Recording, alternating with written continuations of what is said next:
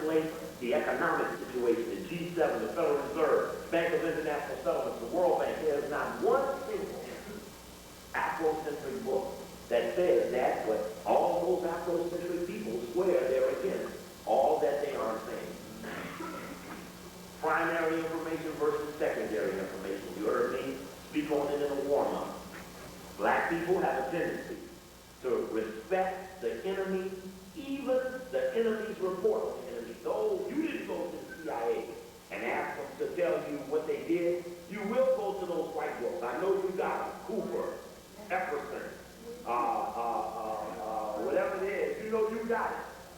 You got those books on New World Order, but I had suggested to you earlier that at the Council on Foreign Relations Street on 68th in New York, and the Council on Foreign Relations is not an issue in New York. Those who are right around it, it's in every major city in this country. No one has ever, in the history of the Council on Foreign Relations, busted into one of their meetings and closed it down.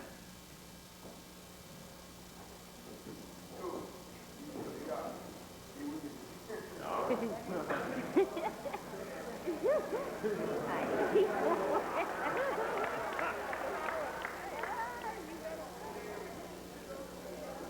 I guess I'm in the South. People do things a little slowly.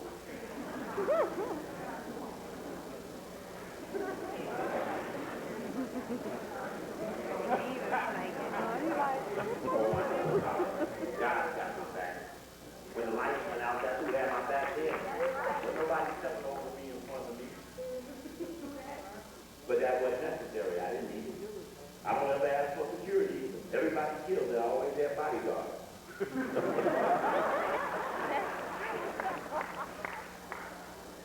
I like to have some friends around me, but that's about it. Friends don't know what to do to an enemy. But a bodyguard who's not a friend ain't gonna do a damn thing. Anyway, so I want you to get the annual report of the Council on Foreign Relations. Go see it there in the library. The annual report of the Council on Foreign Relations, 95, 94, 93. I think I've got them for about the last 10 years. But that book is free. And again, I mentioned earlier, somebody would go get a Cooper or Epperson book and walk right past some primary information. I guess no more further. Thank you. Wipe it off myself.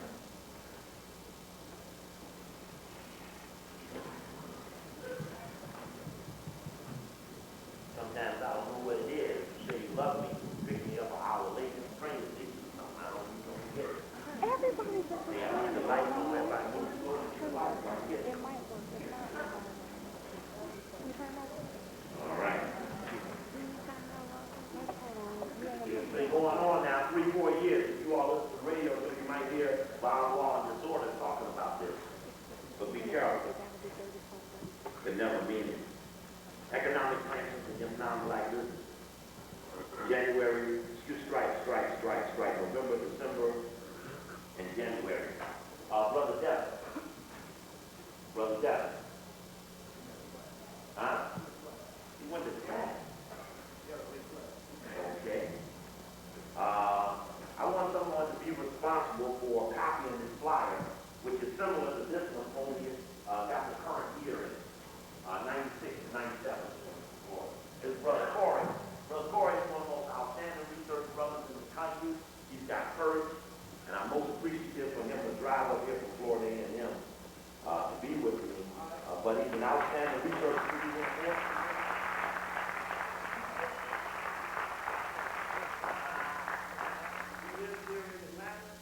Went down to Florida, so he didn't have to be home all 4 years of school.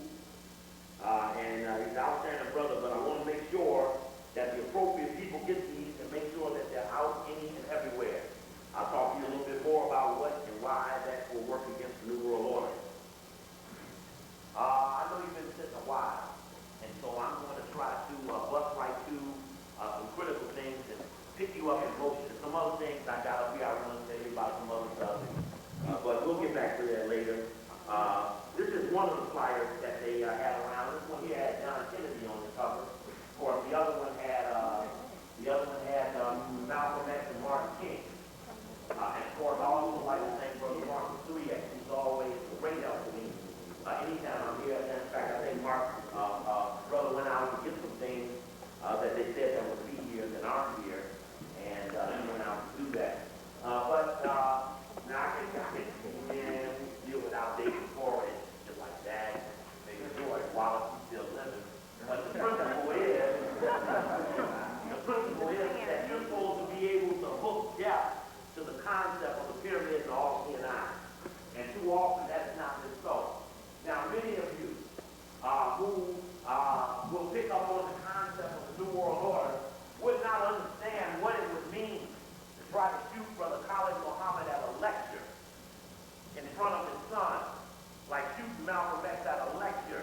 front of his family, you would not understand the, what do they call that, chilling effect that you can put on a neighborhood when your most aggressive element is singled out for assassination.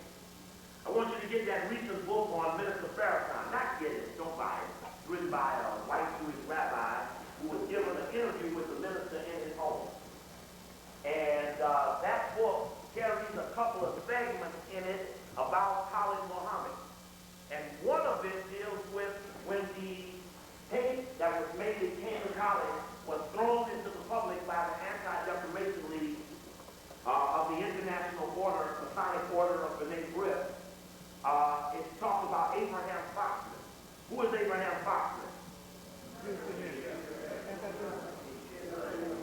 Well, you can see that all Abraham Foxman has fucked every African leader every time. He can turn it over to Peter King. Who's Peter King? Few people, Congress, Illuminati, to be his term, unprosecutable. All right. Abraham Foxman is the National Director of the Anti-Defamation League of the International Order of B'nai B'rith. Some of you came over to Emory when I was here last, and they stormed them 500 students up in the room on me. And some of you all came over there to defend me, including Brother Collins, and I appreciate you so. Understand what the ACL does. They strong banners around the campus that the racial haters, so-called Copeland, was coming to teach justice to the little white children who were sent to my feet. Believe me, I wore their ass out. Half of them left when I asked them, where did you come from?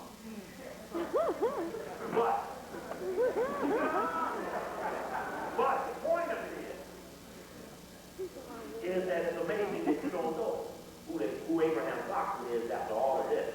That scares me. But we'll get to him even a little deeper.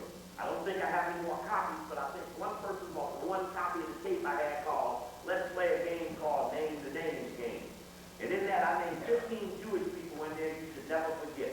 The head of the American Jewish Congress, American Jewish Committee, Anti-Defamation League, Hillel House, International Hillel House, World Zionist Congress, World Zionist Organizations, etc. People who you should never not know have more to do with running your campus than your student government. Mysterious deaths in the Dural Water / Atlanta. That's a famous picture. That's a very famous picture. I must tell you that I have read so much from Martin King in the last couple of months that I know you don't know what Martin King I know. I know you don't know that Martin. I know that Jesse Jackson, the media touted to be Martin, Jesse ain't nowhere near the man that's laying down here on this concrete right here.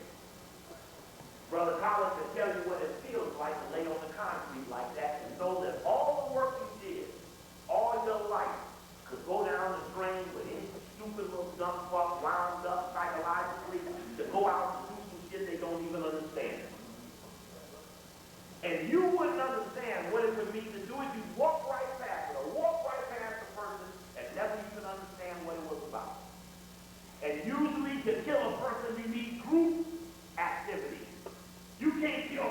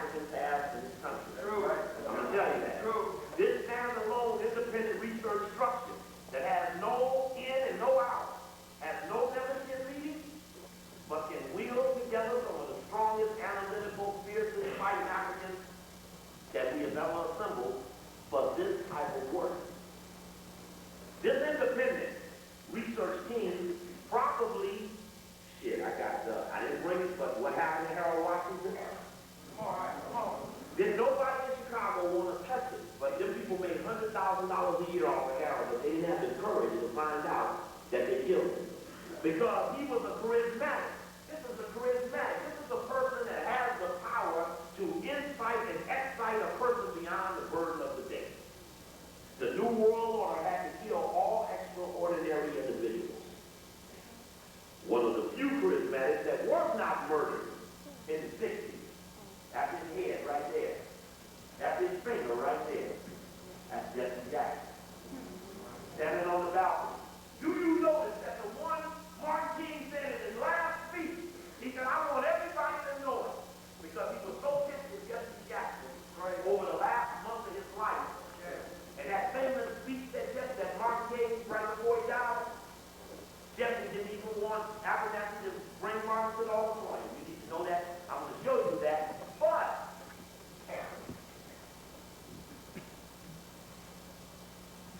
Martin King said, I want everybody to know that the best friend in my life is Ralph Abernathy. And I want everybody to know that this is my main man. And if you notice, he's the one who ain't pointing. He's the only one that was on the balcony when the shoot went down. All the rest of them were down below. In fact, Jesse, Andy, James, Bevel, all fell to the ground when the shots went out. Reverend Kyle and Abernathy said they all ducked down. And I ran out to the balcony, not even knowing if there was another bullet there for me. But I loved my buddy and I had to go to him. But when Abernathy put his book out, they repudiated his book like it ain't shit. And the wall came tumbling down. You need to read this book. They didn't like the book because he admitted that Martin King used to have other girlfriends. But if you don't understand the role of women in the Black Revolution, you ain't gonna be no revolutionary. If you cannot handle the urge for sex, at the appropriate moment, you can be rendered ineffective. So you must learn the role of sex in a revolution. The movie Harlem Nights, Sister Sunshine, throws the white boy down to keep him in the bed so that they can rip off the policy money. Would you have sex with an enemy if we would defeat them after you finish? All right? Brother man, would you have sex with a woman or another man if we would beat the enemy when it was over?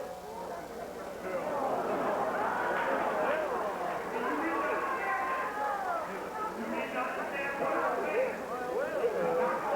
Some of y'all having sex for no reason at all.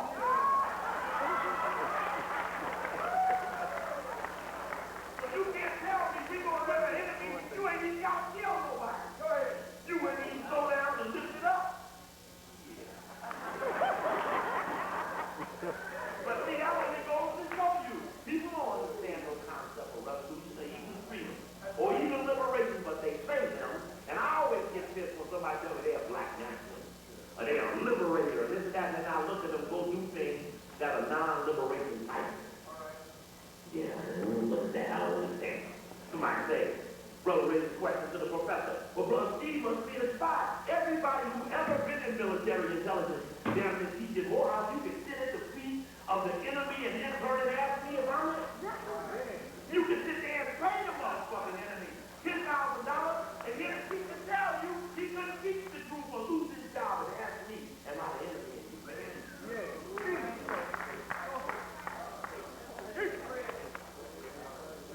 Go ahead. See, it lasts so long you don't know what it is. You are the enemy until you were scared. You sit up and I don't understand it. Yes, the people who built the school, Rockefeller,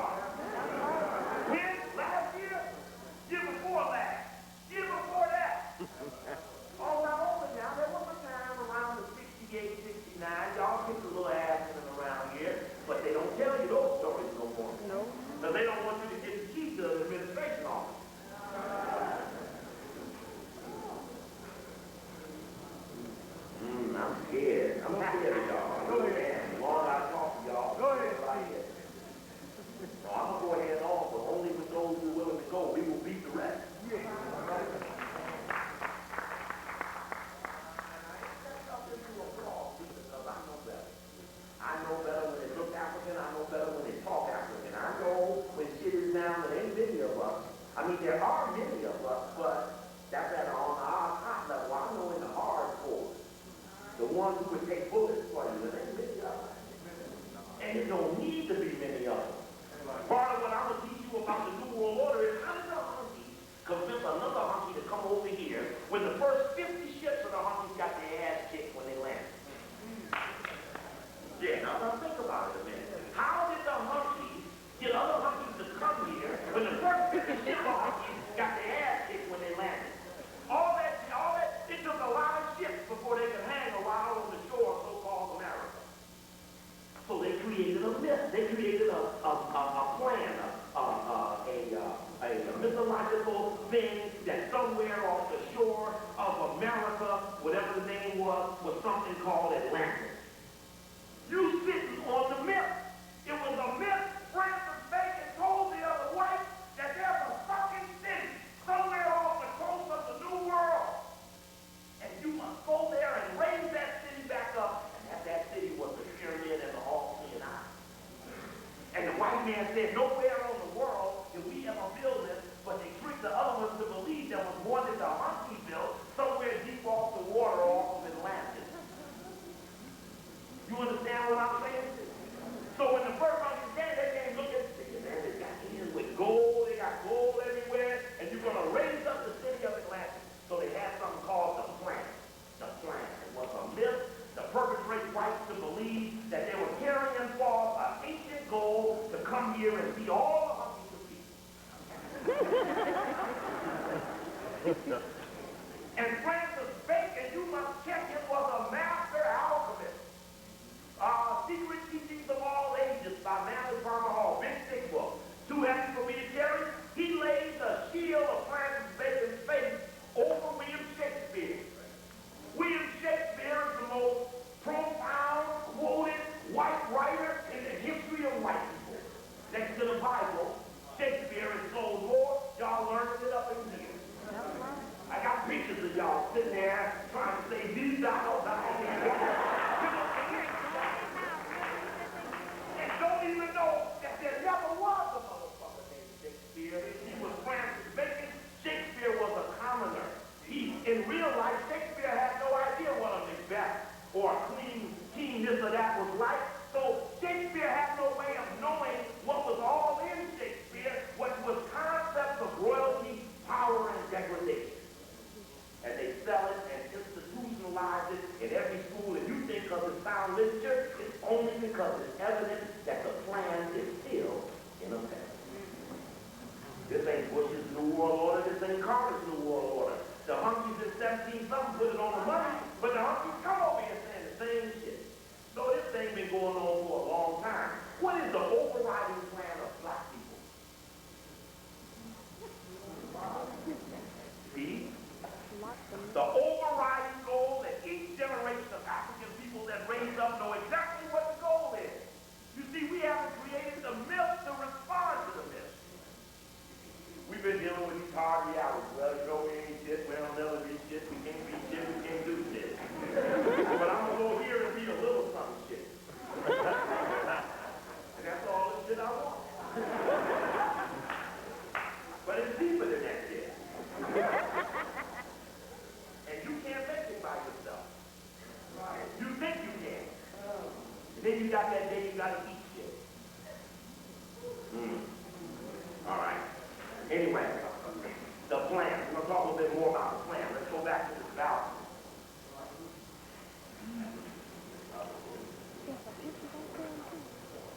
They all pointed the wrong direction. That's where they were looking. That's the view from the so-called balcony at the Lorraine Hotel where they're pointing.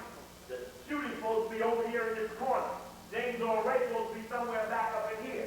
James Earl Ray ends up all the way in London, England, but he just had to take the gun and drop it right in front of the door where he was supposedly at the flop house.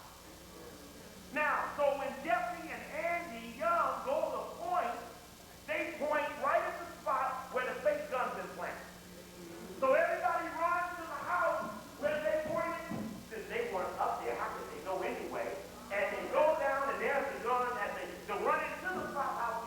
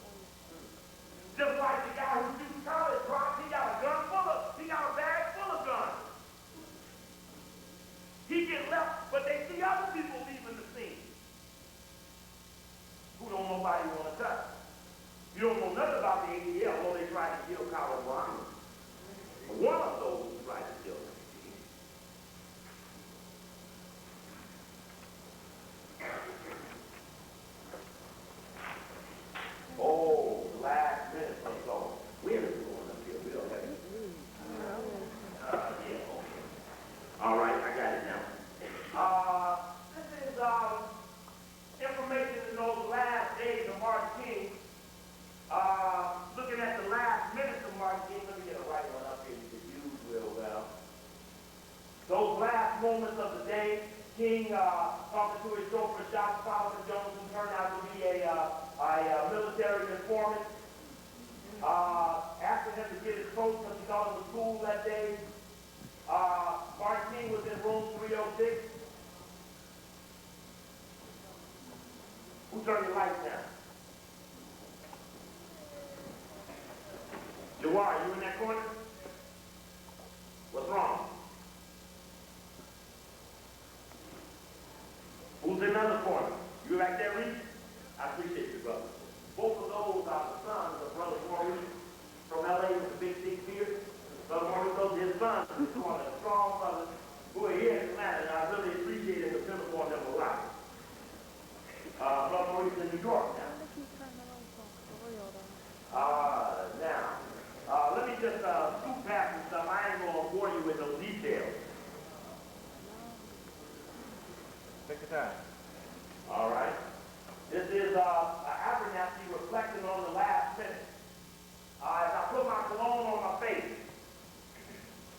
I heard him talking to Jesse, who was down below in the courtyard. I was pleased to hear the conversation and the warmth in Mark's voice. Relations between them have been cool for the past few days, ever since that exchange after Saturday's meeting. We're going to talk about a meeting that was held right here, March 30th, 1968, 5 days before Martin was killed at Old Secedious assassination, right here at Ebenezer Baptist Church. Now Martin was clearly going on his way to assure Jesse that everything was all right. Jesse, he called out, I want you to go to dinner with us tonight. Then I heard Billy Kyle's voice come from the opposite end of the balcony. Yes, Jesse took care of that even before we had a chance to invite you. Jesse took care of that even before we had a chance to invite you. But tell Jesse not to invite too many other people. In other words, Jesse had already invited himself to a meeting which he wasn't invited. Because Jesse was obsessed with being everywhere Martin was, till he called him out on the balcony. I heard Jesse say something, then another voice, that of Ben Grant, who played the trumpet, actually it was the saxophone. Will Ben be there? Martin asked Jesse. Come on now. You all right? What's wrong? Well, what keeps happening? Somebody get the light? Maybe just put your butt in front of it. Just sit on it. All right. Thank you, brother. I heard Jesse say something, and then another voice, that of Jim Grant, who played the trumpet. Will Ben be there? Yes. Yeah, Jesse called up. I wanted to play my favorite song, Precious Lord, Take My Hand. And then I heard another familiar voice from the parking lot below. That was Solomon Jones, who had a funeral parlor here, who was Martin King's driver, drove him in the funeral parlor limousine. Dr. King, it's going to be cool tonight. Be sure to carry your coat. I'll never forget it. I sprinkled airness on my hands and was lifting them to my face when I heard a loud crack, and my hands jerked reflexively. It sounded like a backfire from a car, but there was just enough difference to chill my heart. I wheeled, looked out the door, and saw only Martin's feet. He was down on the concrete balcony. I bolted out the door and found him there, face up, sprawled and unmoving. Stepping over his frame, I knelt down and gathered at the first glance I could see that a bullet had entered his right cheek, leaving a small hole. Hit the ground, someone shouted from the parking lot below. Oh God, someone else yelled, and I heard shuffling feet. I looked down at Mark's face, his eyes wobbled, and then for an instant focused on me. Mark, it's all right. Don't worry, this is Ralph. This is Ralph. His eyes moved up, and he moved his lips. I was certainly understood I was trying to say something, and then, in the next instant, I saw the understanding drain from his eyes and leave him absolutely empty. I looked more carefully at the wound and noticed the glistening blood and flash of right bone. Then Kyle was standing over me, staring on his face. Billy, quick, call an ambulance. He disappeared inside, and I glanced at the courtyard below, consciously aware for the first time that somebody somewhere had fired a gun. It had only been a matter of seconds, but no one was visible in the parking lot. Jesse, Ben Grant, and the others had apparently taken cover where, I don't know. I scanned the street, the rooftop, but I saw no one with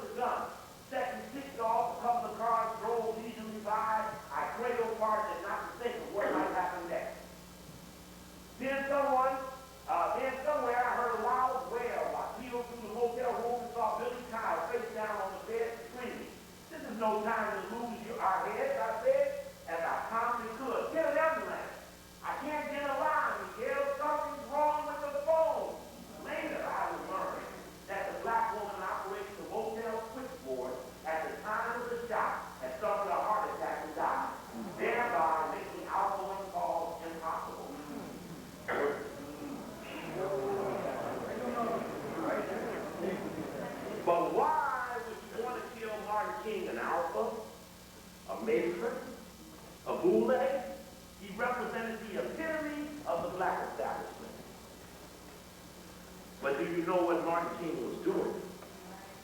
If you know what he was doing, you'd be proud of it. In fact, where's that DVD-VCR? Where'd it go? Oh, we got to pull it on up here. Now, ain't no need to be asking for it anymore.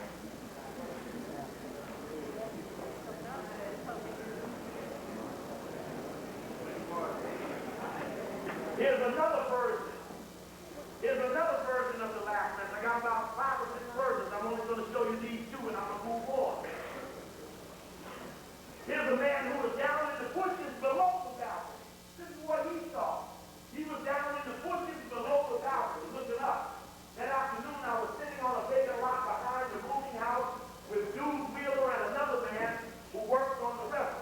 We were sitting there on some cardboard next to some bushes, watching the people over at the Lorraine Motel as there was a lot going on over there. Just before 6 o'clock, in fact, it was 3 minutes to 6. What was Mark's room number? 306. Interesting. That is 3 minutes to 6. They call him on the balcony. He's in room 306. Probably just a coincidence. But Dude, he said it was just before 6 o'clock. Dude and the other fellow left, but Dude was supposed to come back. Then 2 men standing on the ground by the Lorraine Motel started calling up and asking for someone to get Dr. King to the door. Now, if the shooters are waiting for him to come on the balcony, someone must get him there. Someone who was with him had to assure that those who weren't would get a good shot. Now, James Earl Ray was in the flop house. He was standing in the PC room. If you know anything about a flop house, there's no bathroom but at the end of the hall. One thing that's very busy in a flop house is the PC room, because when you drink a lot, you see a lot. So you can't stand in the PC room no whole lot of time with no gun and not have somebody see you standing there. Those people who were the eyewitnesses who happened to be drunk were discredited, but they said the man who was down that hallway was not this guy who they drug in. And I ain't got no sympathy or love for James Earl Ray, because the love hunting in the bush. Then 2 men standing on the ground by the Lorraine Motel started calling up, asking for someone to get Dr. King to the door. A man, I guess, he was King, came out the door and came to the rail and started talking to these men on the ground. At the same time, I heard someone walking behind me from the other side of the bushes. I thought it was Dude Wheeler coming back, and then I didn't even look around. Then there was a loud shot from the bushes right beside me. I looked around and saw a man running away north. I did not see his face, but he was about my size. He must have been young because he moved fast. He had dark clothes with a high-neck white sweater. He had a rifle or a shotgun in his hand. When he got to the northwest corner of the lot, he took the stock off his gun, threw it in some bushes, and put the barrel under his jacket and stepped down the sidewalk. Brother, that sounds a lot like the second shooter's nest at Riverside College, University of California, Riverside, where we went behind the room that they want you to come out of. There was a stack of bushes with a hole cut in it and a fence with a hole cut in it to get you right on the street, out the back way from where Brother Collins was being brought out before he was actually shot in the front, where he went happenstantly out the front instead of the back. And we believe they had people in the front and in the back. Later that night, the police came and took us all down to the station. I told the detective what I saw, and he called me a damn liar. And when they talked to me again, I told them I didn't know anything. I never got around to telling them where the gun stock was. I have nothing to hide about this. I never saw that man before or since that I know of. If the police had treated me like a human being, I would have told them everything I know. How is it you can shoot Tupac Shakur in Las Vegas? There's more police in Las Vegas per square inch than any city in this country.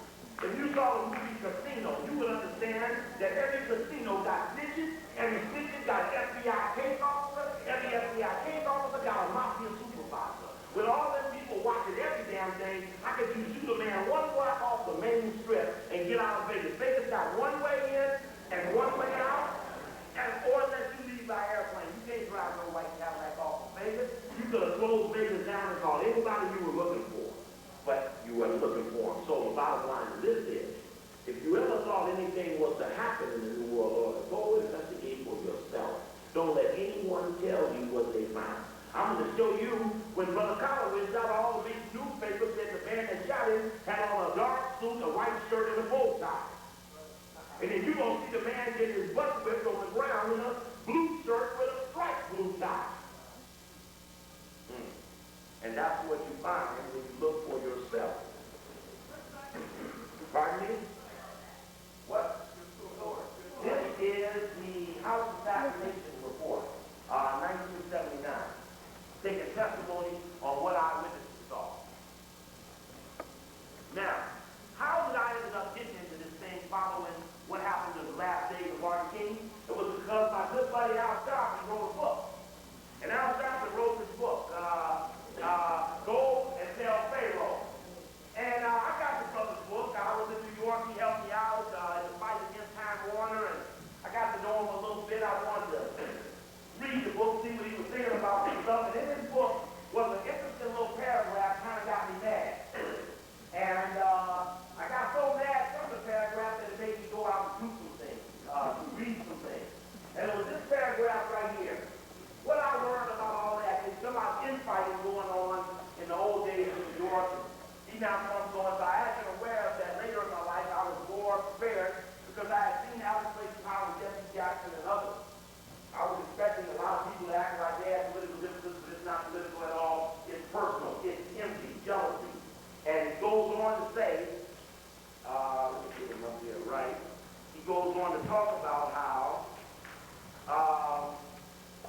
anyway, I can tell you what he said. He goes on to talk about how Jesse Jackson was unfairly spoken against by Ralph Abernathy, and that he felt that Ralph Abernathy was jealous of Jesse Jackson, and that he wanted to swear out the record that Jesse Jackson was really one of the greatest men ever in the history of the world.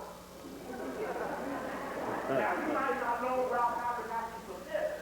Here's Ralph Abernathy came to town. He led a march on Wall Street. When's the last time you heard niggas go to Wall Street? But you don't know about Ralph Abernathy like that. Went to Wall Street and we combined it with the A&P conflict. Al Sharpton had an Operation Grand Rapids Youth Division in New York under YC Wall. Jesse is running it out of Chicago. Now it's National Action Network. About corporate freedom, some say how the blood of poor people, blah, blah, blah, blah, blah, blah, blah. I saw for the first time some of the personal tension that would eventually undermine the civil rights movement. It wasn't undermined by personal tension in one way it was, but it was undermined because it was dominated by an enemy. Reverend Abernathy was there along with Hosea Williams, and Williams said he wanted to know why the New York ministers aren't working with their white allies in the village. Hosea disrupted the mass with the Catholics. That big argument over the role of white people. The real conflict was between Abernathy and Jesse. People were accusing Jesse of insubordination, and it slowly became clear that there was going to be a split. If there was a division, I knew which side I was on. When the breakup came, that Jesse formed Bush, I left, as well as formed the National Youth Movement. With Jesse's departure from NCLC and Operation Breadbasket, they lost a lot of energy and youth, and the youth appeal, and that killed the organization. 25 years later, Jesse Jackson is the only one of those men still on the stage. So I guess it was the right move. He went on to bigger and better things. Jesse took a lot from those people. They were trying to break him. But I want to show you Jesse didn't take shit from none of them. He dominated, he tripped on them, he informed on them, he helped them get killed. Now, brother, you got the camera. Sometimes you can see this all right? Any of this in the way? Huh? You able to get all this? Well, you can't sit there and tell me you can't sit out the way. Yeah, but when the whites went out and almost got shotgun in the crowd like that.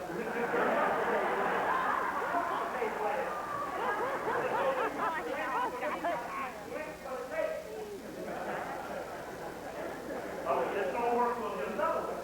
You try going out and getting another soldier.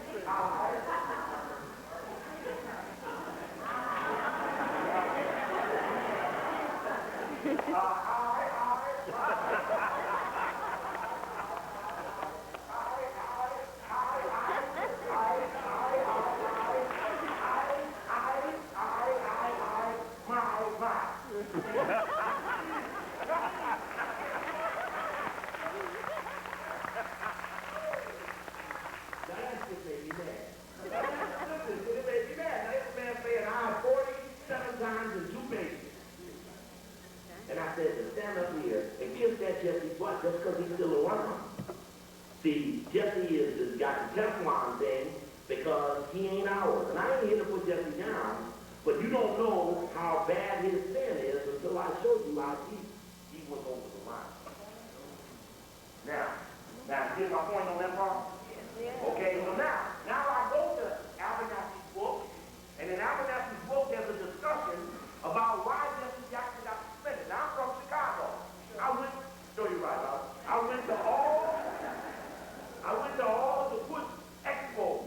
Those things you see now, black expos, are imitating what Jesse did in the late 60s in Chicago when he had 50, 60 different artists and night plans till 4 and 5 in the morning, shaking down the white corporations to come in there and get booths and to pretend to be black. And these push expos were huge money makers, and they were incorporated under Operation Breadbasket, which was a division of the Southern Christian Leadership Conference, which was headquartered where? Right here. So Jesse's in Chicago with Operation Breadbasket, the commercial division of SCLC, incorporated under the charter of SCLC, doing business under the name of SCLC as a not-for-profit organization.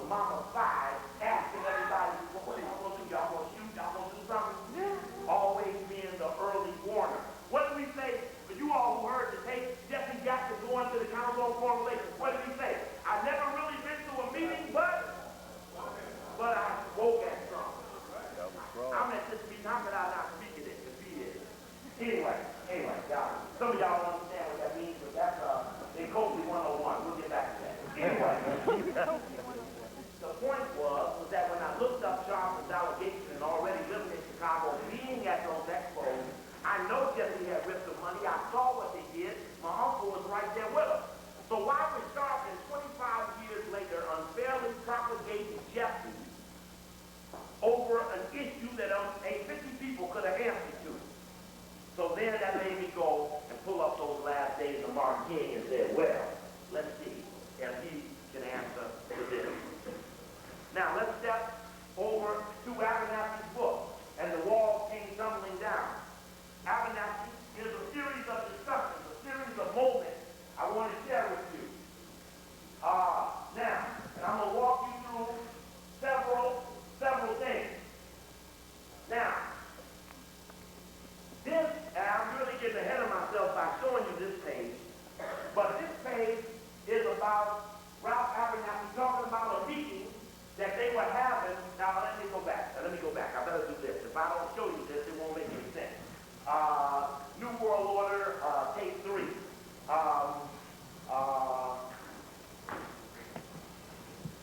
This is that series on New World Order I told you all about. It's all 3 cases. It's $75. When you actually see it, you'll know what's on it. You'll know why you want it. I need this rewound towards the back. All the way towards the back. There's a speech in there Martin King gave right here at Ebenezer Baptist Church in April of '67. Now, this is what I want you to picture in your mind. You got to picture this in your mind. Let me see if I can find something on transparency to put it on there for you. In 1966, Martin King comes to Chicago and gets stoned in the head in Cicero. Martin King felt that SCLC was suffering a decline because in Chicago they were ineffective in the North. So he felt that the issue of nonviolence was in jeopardy. And he felt it was in jeopardy, so Martin felt that after being stoned in Chicago, he had to get more radical or the organization was going to lose its footing in the civil rights struggle. Therefore, after getting whipped in Chicago in '66, Martin in '67 makes 2 paramount moments. One of them is he decides that he wants to have a spring offensive, that he would take 4 people to Washington, D.C. in the spring to the summer of '68. This is right before the election in November of '68. Who won the election in November of '68? Who? Nixon. You sure? Huh? You sure? Not really sure? Sort of sure? No sure at all. No, keep on going all the way. No sure? Yes, sure? Yes? Nixon, who did he defeat? Who? Governor. McGovern? No. Humphrey. Right? And you remember what Jim Scott said? He said if Nixon knew, Ag knew. Sure is right. Nixon knew Ag knew. All right. Now, let's see here. I got him teeing up his speech. I want to show you Martin King coming out against the war in Vietnam. He comes out against the war in Vietnam in '67. He comes out for the spring offensive in '67. All the way at the last thing of the lecture, you see everybody crying and when it's over, and you'll know that's the spot.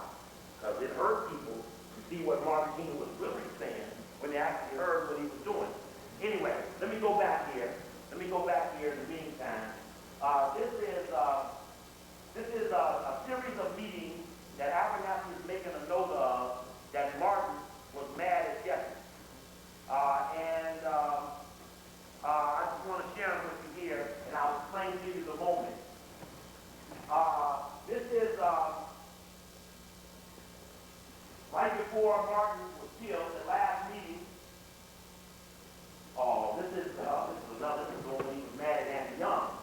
Did Andy explain what he had in mind, Martin asked? Andy didn't go to the hearing. Martin was furious. Some things could be helped, but this omission was inexcusable. Andy was made executive vice president of FCLC just so he could speak for the organization on such occasions. He was second in command. He had failed to come through again. Martin was highly vocal in his expression of dissatisfaction.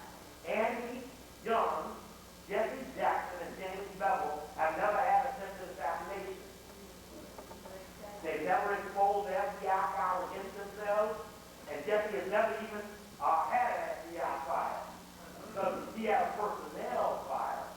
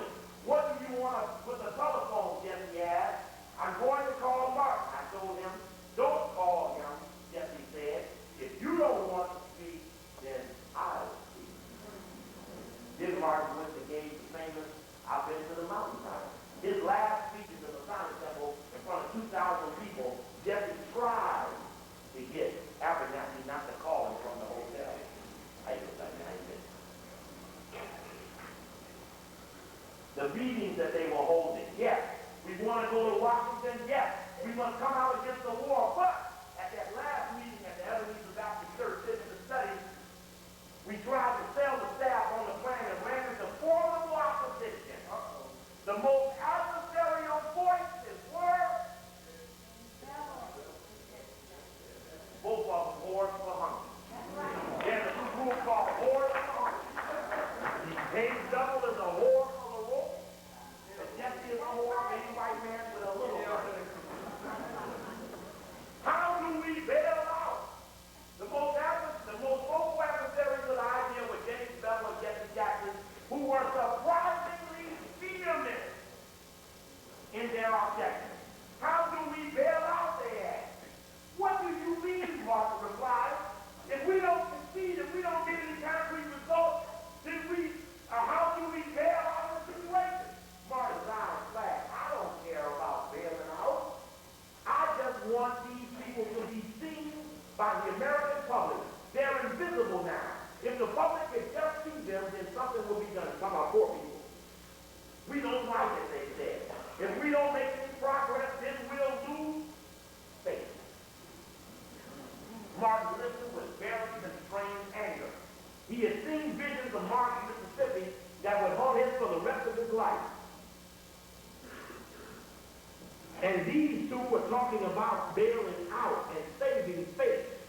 He argued with them at great length, trying to make them see the logic of his plan, trying to convince them that we had to take chances if we were going to accomplish great things, but they were unrelenting in their opposition. Two young pragmatists who were lecturing the older and more experienced idealists. Finally, Martin broke off the debate and left the meeting. That's one of several meetings, 5 to be exact, that Martin walked out of because his own staff was fucking him out of the next step. Remember, to go back to Washington in 68 wasn't so bad idea. Remember, they had just left there in 63. But they didn't want no more of that fucking around in Washington no more like that. So, J. Edgar Hoover was out telling his people to oppose Whitney Young, Roy Wilkins, Baynard Rustin, A. Philip Randolph. On the outside, were telling Martin not to go to Washington. Bevel, Andy, Jesse were on the inside saying the same damn thing. But you don't know them for that. You don't know Martin for not liking Jesse. Over the month, he would come back to the Poor People's Campaign time and time again, hoping to make Jim and Jesse, or Jesse and James, see the basic necessity of this new direction for our movement, trying to convince them with logic and example that when in reality his own commitment to those pathetic children was of the heart rather than of the head. A commitment that they clearly did not share. Theirs was a careful, reasoned argument based on practical considerations rather than on passionate zeal. So nobody changed anybody's mind.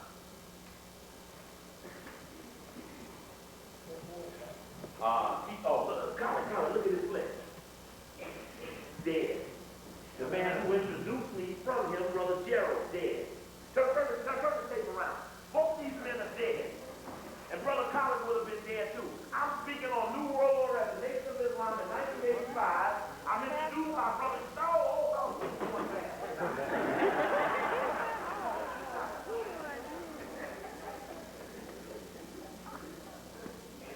Yeah, I'm talking to that. Yeah, that's the next transparency.